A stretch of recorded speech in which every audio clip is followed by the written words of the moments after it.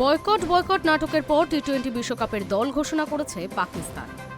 এরপর মনে করা হয়েছিল আইসিসির চাপের মুখে নিজেদের সুর হয়তো নরম করেছে পাকিস্তান, তবে সেগুড়ে বালি। দল ঘোষণার পর পিসিবির প্রধান মহসিন নকভি সাফ জানিয়ে দিয়েছেন পাক বোর্ড তাদের অবস্থান বদল করেন। লাহোরে পাকিস্তান ক্রিকেট দলের হেড কোচ মাইক হেসনের সঙ্গে আলাপচারিতায় নকভি বলেন, সরকারের নির্দেশের অপেক্ষায় রয়েছে আমরা। সরকার যা বলবে সেটাই আমরা করব। সরকার যদি বিশ্বকাপে না যাওয়ার কথা বলে আমরা সেটাই মেনে নেব। অর্থাৎ তাদের বিশ্বকাপে খেলা না খেলার কথা নকভি পাকিস্তান সরকারের কোর্টে ঠেলে দিয়েছেন।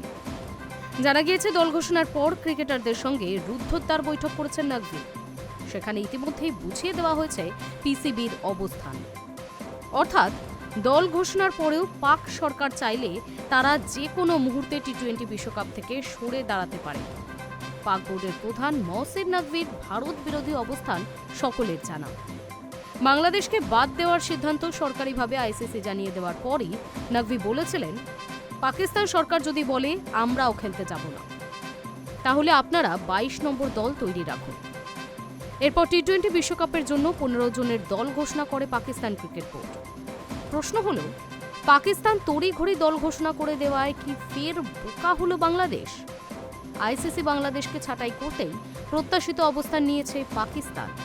এক প্রকার হুঙ্কারের সুরে পাক বোর্ডের প্রধান মহসিন নকভি জানিয়েছেন, বাংলাদেশকে বিশ্বকাপ থেকে বাদ দেওয়া অন্যায়, কিন্তু পিসিবির এই হুমকিকে ভালোভাবে নিচ্ছে না আইসিসি।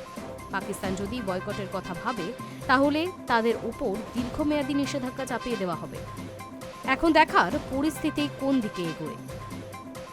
High news network.